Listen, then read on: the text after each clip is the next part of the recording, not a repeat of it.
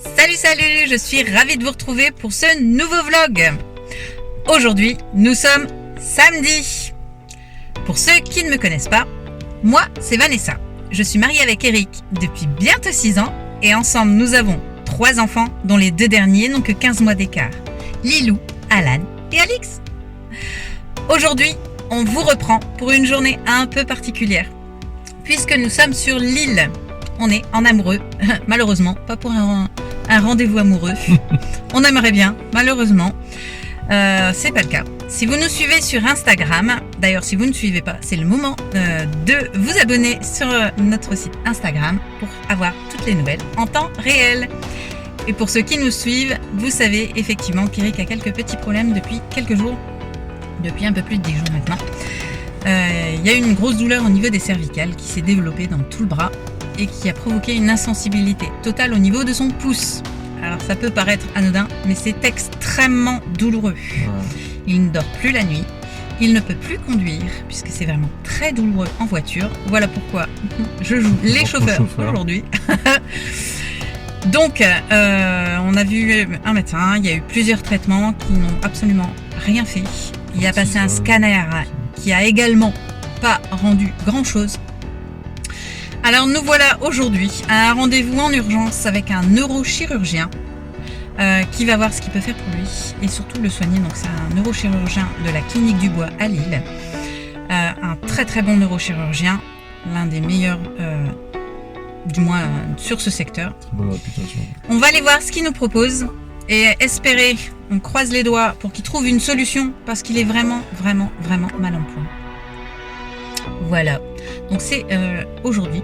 Donc on va vous montrer tout ça. On espère trouver une solution parce que franchement ça commence à être fatigant. Puis si on peut aider des gens qui ont... Voilà, sachez effectivement que sur le Dunkerquois, je vais faire ma salle longue, mais je vais le faire quand même. Le rendez-vous le plus rapide avec un neurochirurgien sur tout le Dunkerquois, c'était le 6 août. Et on est début... Et c'est ce qu'ils appellent un rendez-vous en urgence. Alors je vous laisse songeur sur les rendez-vous qui sont pas dits urgents. Comment vous dire? Vous avez le temps de mourir 10 fois. Donc, on est venu sur l'île, et oui, et là, on a un rendez-vous aujourd'hui. Donc, on y est, et on espère que ça serait une journée plutôt favorable. Je suis en train d'essayer de croiser les doigts. Désolée si ça tremblote, j'ai pas mis le stabilisateur puisqu'on est en voiture. Donc ça tremblote un petit peu puisque moi je fais des insomnies, donc je ne dors pas. Comment vous dire? On est super mal foutus en ce moment, aussi bien l'un que l'autre. Je pense que tout ça il démarrait de notre matelas. Ouais, je pense aussi. On va voir ce qu'il nous dit, mais à mon avis, il va falloir changer de matelas. Ouais. Juste avant de partir au Canada, c'est super, non? Ouais. Dépenser pour rien. Mais bon, on va voir. Alors on vous embarque et je vous retrouve tout à l'heure.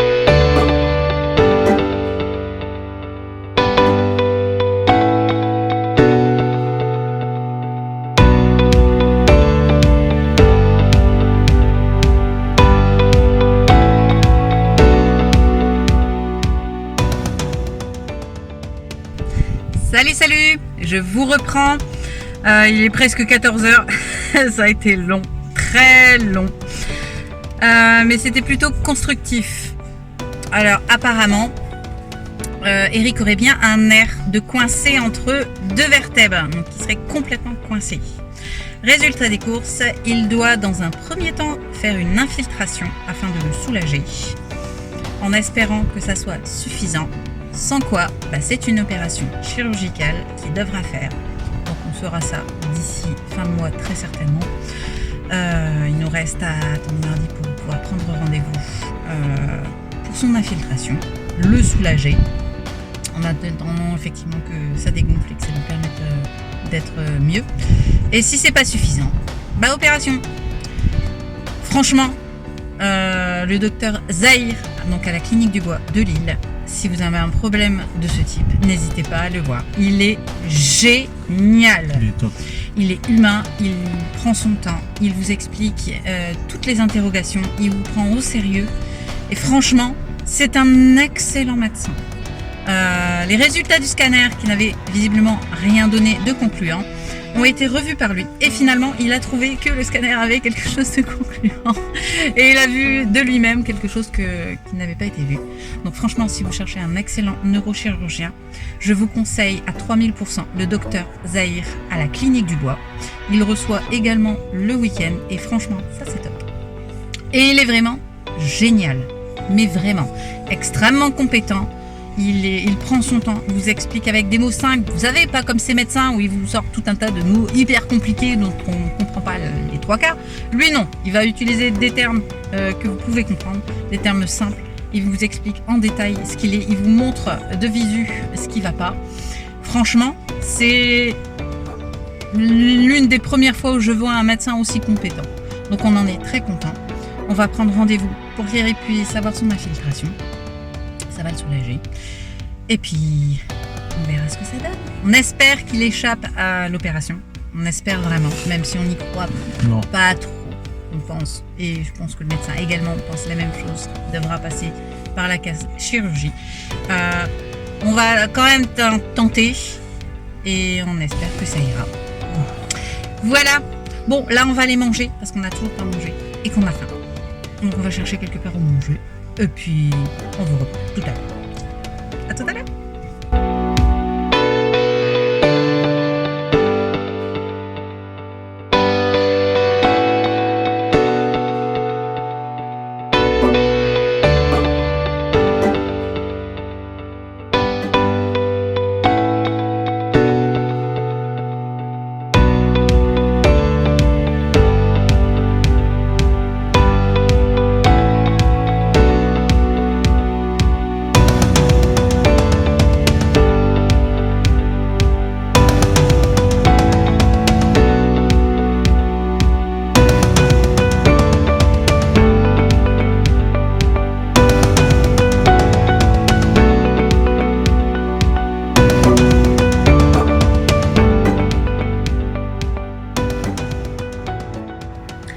Salut, moi je vous reprends, nous sommes dimanche et il est 5h45.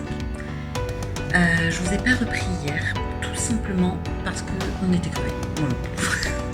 Clairement, on était claqués. J'ai roulé, j'ai beaucoup roulé, donc c'était quand même assez fatigant. En plus, il y a eu un énorme carambolage, alors je ne vous raconte pas les bouchons qu'il y avait. Un cauchemar. Du coup, après le rendez-vous avec le neurochirurgien, on s'est arrêté pour manger. On s'est arrêté à Flunch à Auchamblot. À Flunch tout simplement parce que, vu l'heure, il était près de 2h30. C'était le seul truc qui pouvait encore servir à manger. Et franchement, j'avais pas déjeuné au matin parce que je déjeune rarement au matin. Et j'avais méga faim. Donc on s'est arrêté à Flunch. On a bien mangé. Ça nous a fait du bien. On a fait un peu les boutiques. D'ailleurs, on s'est arrêté à un Nose à Anglo. On y a trouvé des bricoles, des bières étrangères pour Eric. Eric aime bien de temps en temps une bière étrangère. Du coup, c'était un apéro à deux.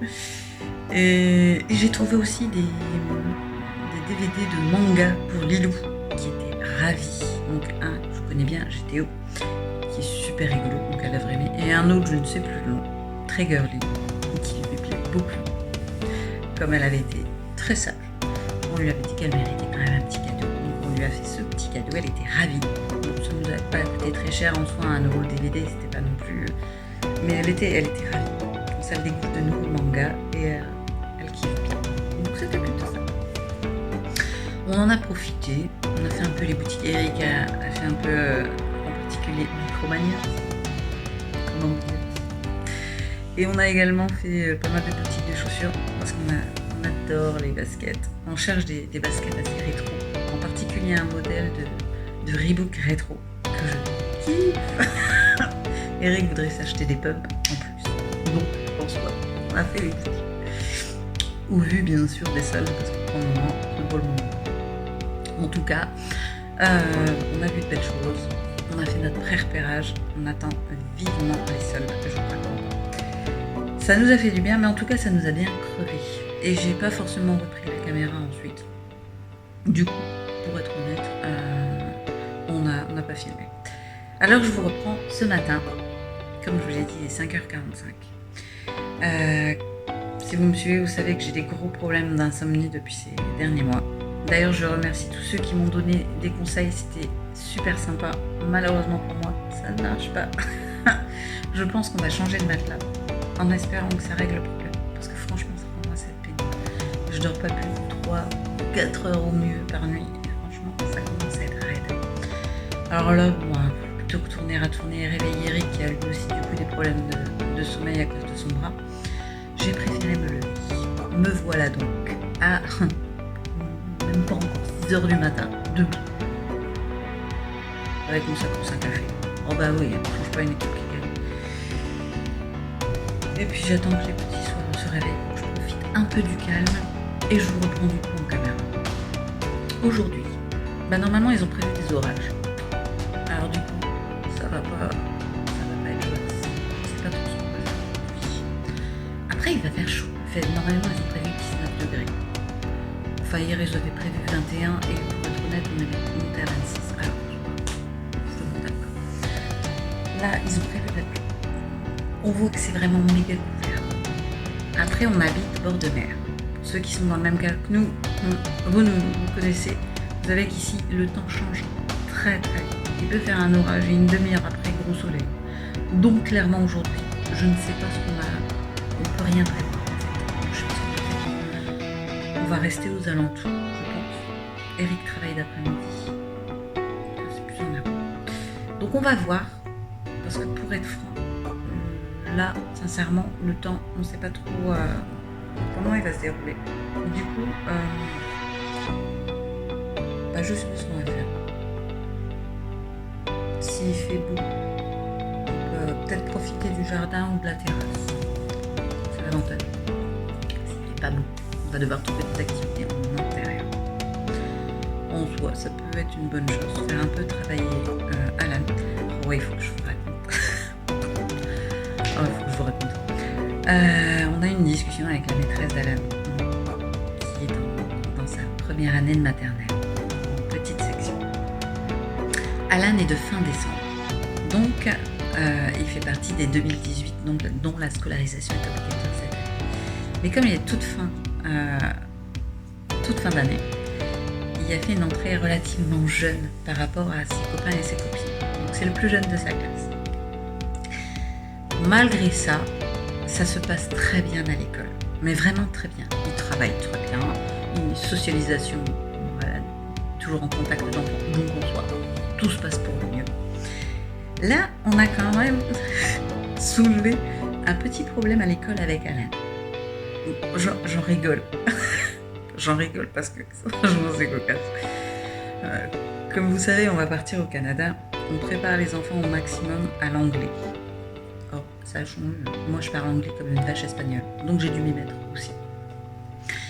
Moi en soi, on s'y est tellement bien pris que depuis peu, Alan refuse de répondre en français et il ne veut répondre qu'en anglais.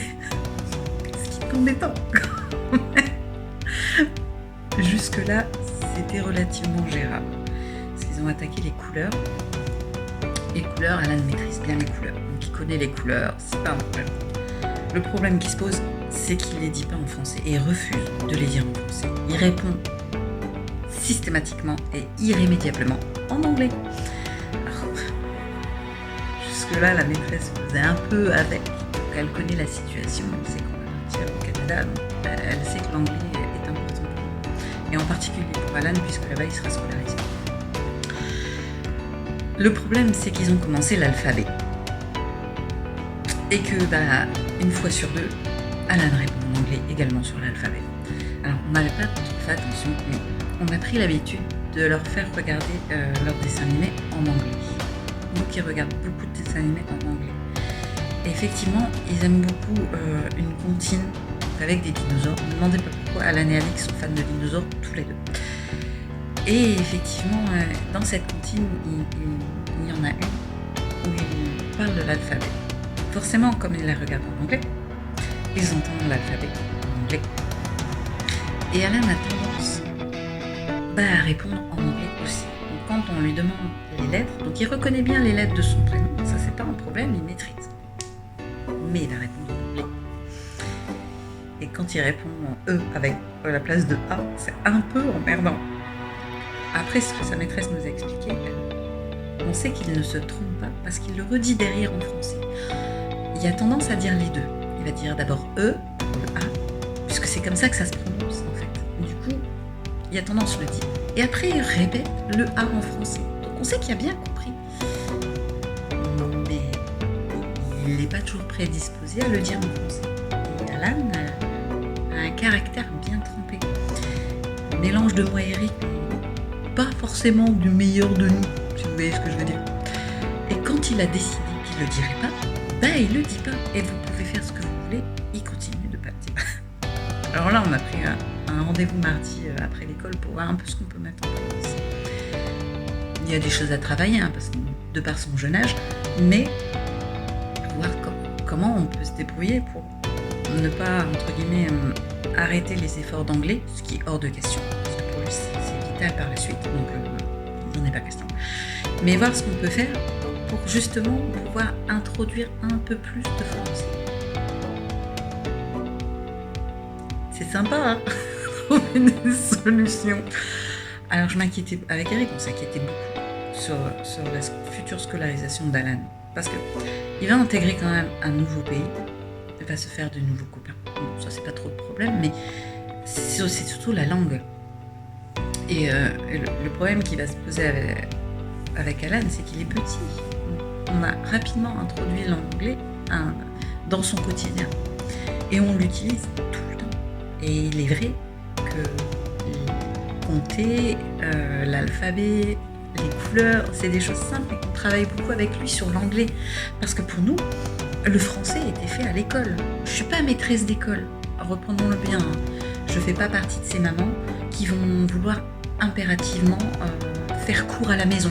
C'est pas mon rôle. Je suis pas maîtresse. Il y a sa maîtresse qui est très bien.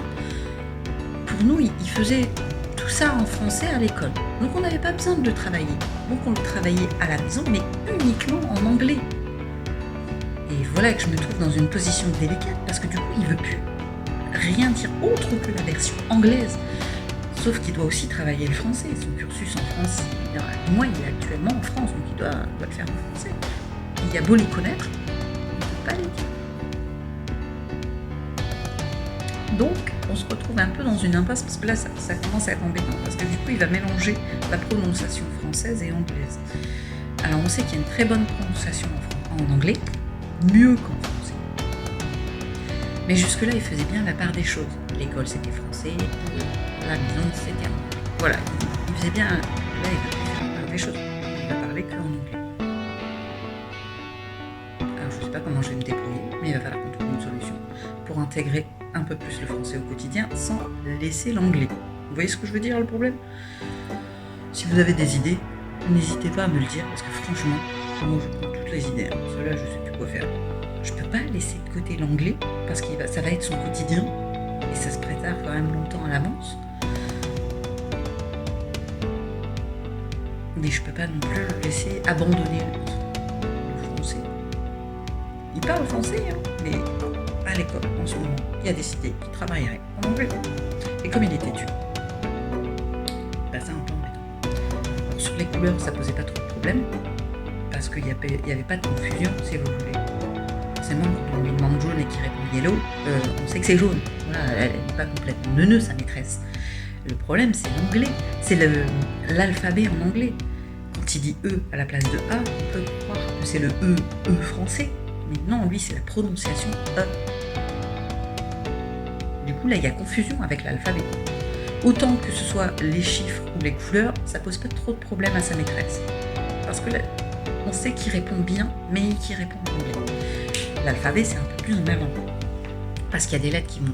Il va y avoir forcément confusion. Et là, entre autres, là, ça pose problème. Donc, on va voir mardi. Je ferai sûrement une vidéo là-dessus.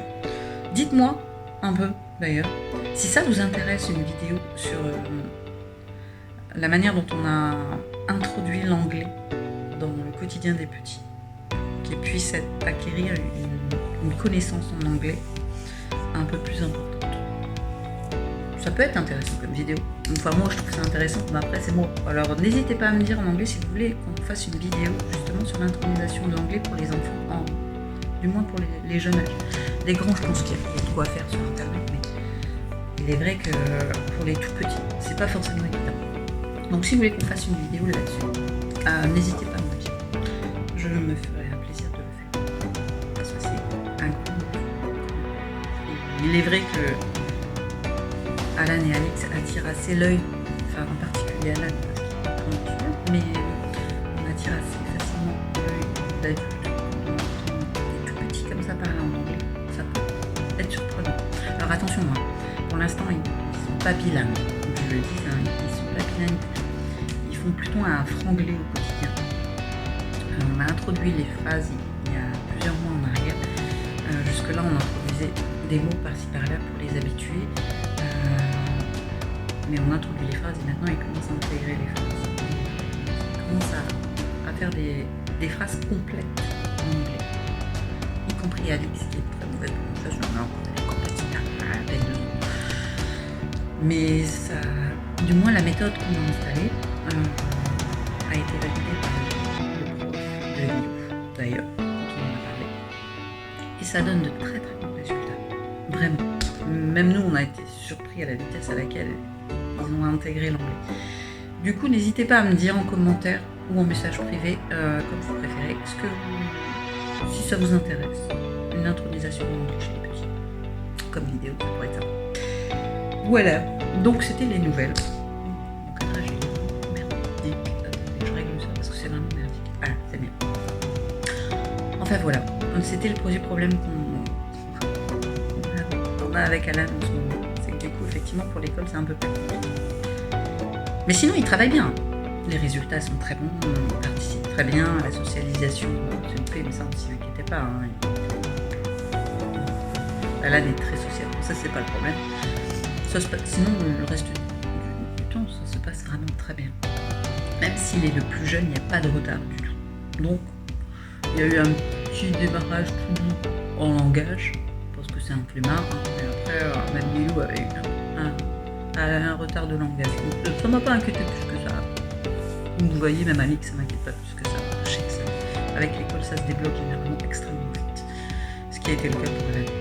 Mais là, effectivement, la confusion des deux langues, il va falloir qu'on trouve une solution parce qu'on ne peut pas abandonner l'anglais, mais on ne peut pas non plus négliger le problème que l'école a du coup avec ça. Donc, on va voir ce qu'on peut faire avec sa maîtresse. Là, aujourd'hui, ce matin, il faut absolument que j'aille chercher de quoi déjeuner. On n'a plus du tout de pain brioché. En ce moment, Alan ne veut manger que ça. Du pain brioché avec du chocolat dessus. Et Alix, c'est la même chose. Elle veut du pain brioché avec du beurre de cacahuète parce qu'elle n'aime pas la pâte à tartiner. Je vous raconte pas le matin, c'est n'importe quoi dans cette maison. Enfin voilà, du coup, je vais devoir aller faire un saut vite fait au champ. Ils sont ouverts le dimanche matin. Alors habituellement, j'aime pas. Je cautionne pas que les magasins soient ouverts le dimanche. Mais là, faut se dire, avec la journée qu'on a eue hier, on devait y aller et on l'a tout bonnement oublié. Résultat, je n'ai plus de brioche. S'il n'y a pas de brioche, ils sont capables de ne pas pouvoir déjeuner et ça, c'est pas. Donc on va aller en chercher, je vais attendre que les magasins parce qu'on ne va pas ouvrir à 6h du matin juste parce que ça m'arrangerait bien. Donc je vais attendre, je vais boire mon petit café et puis on va attaquer le reste de cette journée.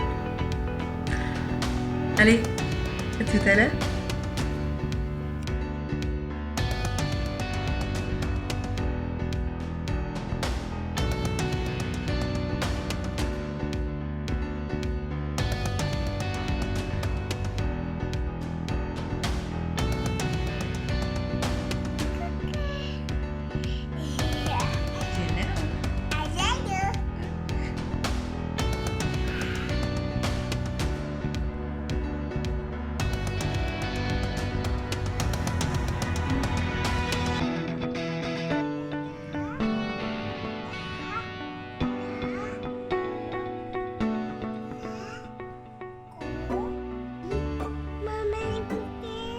Hello.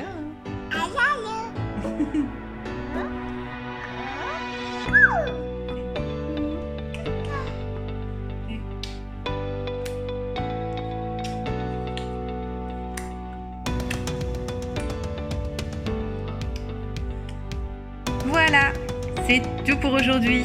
J'espère que vous avez apprécié cette vidéo, car moi moi j'ai apprécié vous la faire. Si vous n'êtes toujours pas inscrit sur YouTube, TikTok, Instagram et Facebook, et alors, qu'est-ce que vous attendez pour le faire? Pour vous, c'est gratuit, mais pour nous, c'est super important. Alors je compte sur vous pour liker et commenter chaque vidéo, partager la chaîne parmi vos amis, ça nous permet d'avoir une communauté plutôt cool, et surtout, on s'abonne. N'hésitez pas à me mettre en commentaire ce que vous avez pensé de cette vidéo, mais surtout les sujets que vous souhaiteriez que j'aborde dans les prochaines vidéos. Je me ferai un plaisir de vous les faire.